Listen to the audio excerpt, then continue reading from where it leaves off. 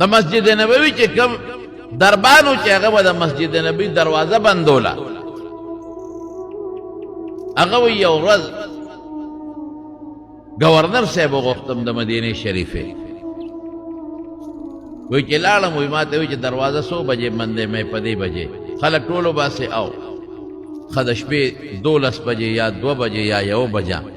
بس میلمانه راځي او هغې ته به فورا دروازه کولاو کې او چې وردن نشي نو دروازه به بنده کړي مې ښه صاحب ډېره ښه ده د ګورنر صاحب میلمانه وی د شپې به راځي دې دپاره چې د شپې رشنې او د حضور پاک سلام وکړي چې خلک د جومات نه ووتل ما ټولې دروازې جرنده کړي مرکزي دروازې سره ناست یم چې میلمانه راشي ور وډبېد او چې ورسنګ وډبېد او ما دروازه کوله وکړه نو سړي را دننه شو او هغوی سره بیلچې چاریانې سسکورې او ګنترې دي اوهو دا څو شو خدایا ما خوی دا به د ګورنر صاحب میلمانه وي او دی به د حضور پاک سلام کوي د شپې چې څوک نه دا خو څه په غلط نیت راننوتل بس وی چې دی ننوتل نو ما په سلګو خدای ته چغې کړې چې یا الله زه خو دې وخت څه نشم کولی ور مې بند دی بس څه کوم خدایه هسې نه خدای مکه دا نبي کریم صلی الله علیه وسلم ته څه نقصان ونه رسو وی رالل او دیری او راته مالم دم کی را کړه دقل تکینه چې چغونه وي او چې څنګه ریاض الجنه تا را دن شورا نه وتل یو مضبوط غرض شو زلزلہ رااله او دغه خلق ټول پزمکه په جمعات کې نه وتل او زمکه په واپس را جوخته شو ټول پزمکه کې غیب شو په جمعات الله ته شکر ادا کو شکر دې خدای شکر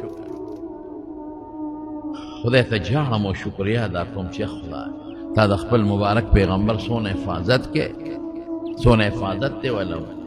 چې وخت یې د پېشمنی ته وخت نږدې شو دغه دی چې پولیس والا را پسې راغله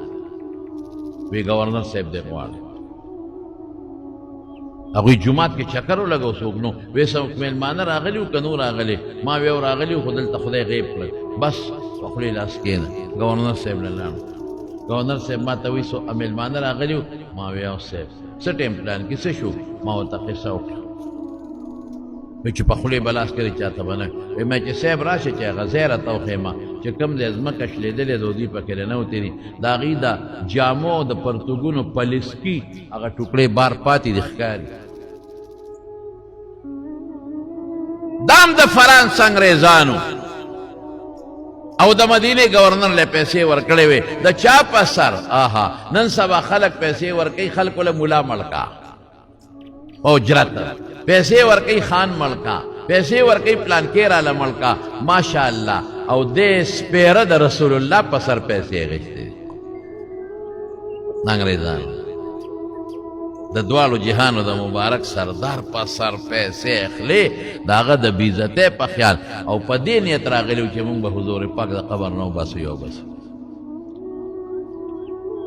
دا د سکې دیوال ته تو شوی دی او په هغې ښه مضبوط دیوال د سر ته رسېدلی دی او بره په هغوی بیا ګمبد جوړ کړی دی چې د بره نه څوک روانې ونه کړي یو د ګوتې د سوکې د قچۍ ګوتې برابر سورې پکې نشته په دې بعضې پوسټرو کې د حضور پاک د قبر یو تصویر راغلی دی په دې ډیټ باندې هم راځي او په بعضې پوسټرو کې هم راځي یو فرضي تصویر دی غټ اوچت او شین غوندې رومال یې پې فرضي ښودی دی او لاندې ورته لیکلي چې د نبي کریم صلی الله علیه وسلم قبر دا هر چا چې دا تصویر ایستلی ډېر ظالم دی دا مه لګوئ دا تصویر بلکل دا د خپل کور نه لرې کړئ که چا کره په کور کې دا که په نیټ کې هم چا سره ډیلیټ یې کې ختم یې کې دی د بل چا د قبر تصویر ایستی دی او د پیغمبر نو چې د امتي قبر د بل چا قبر یې ورته وایي دا د پیغمبر قبر دی نو بل چا ته پیغمبر ویل څه شی دی کفر دی که نه دی هغې کې خو د ګوتې برابر ستوله نشته خوار شي تا تصویر د کم ځای نه واخیست د قبرونو په شکلونو کې د مورخینو ډېر لوی اختلاف دی څوک دغه شان وایي چې دا ما درته وایي او څوک بل قسم یاد دی تر ننه پورې دا بادشاهان چې ورشي وردن نشي نو دا د دې دیوال نه پورې غاړه یو ګلی د په هغه ګلی باندې ورشي او په دې دیوال د پاسه یو غلاف پروت دی، تکشین مزیدار غلاف، د الله نوم دی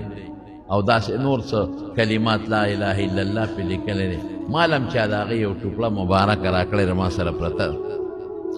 کوم چې د هغه دیوال د پاسه کوم غلاف پروت د هغې نه ګیر چاپېره یو لاره ده، ګلی ده، نو په دروازه د بادشاهان وردن نشي، روضې مبارکې ته څوک نشي وررسېدلی. او د هغې نه قبلې طرف ته بیا د اوسپنې د هغه ګلی نه پورې غاړه د اوسپنې یو مضبوطه جنګله ده، دا هم ترکیانو جوړه کړې ده، او د څلورو طرفونو ته مضبوطه جنګله ده. دا جنګله دوو طرفونو ته ده، یو قبلې طرف ته ده، یو جومات طرف ته ده. او قبلې طرف ته چې کومه جنګله ده نو په هغې کې بیا 3 سوړې جوړې کړې، یو سوړې د دواړو جهانو د مبارک سردار مخ ته جوړه کړې، او یو د حضرت ابوبکر صدیق رضی الله عنه، او یو د حضرت عمر فاروق رضی الله عنه. نو خلک لاړ شي د حضور پاک مخ مبارک ته مخامخ په هغه جنګله کې چې کومه سوړه ده نو هغه لږه غټه ده، نورې وړې دي. نو خلک په حضور پاک درود شریف مو یو سلام پې مچ، خلک ولاړ دي، ډېر سات خلک ولاړ. الصلاة والسلام عليك يا رسول الله، الصلاة والسلام عليك يا حبيب الله، الصلاة والسلام عليك يا خير خلق الله. دا سنورم چې د حضور پاک کوم صفتونه دي نو هغه اخري او مخامخ ورته خلک ولاړ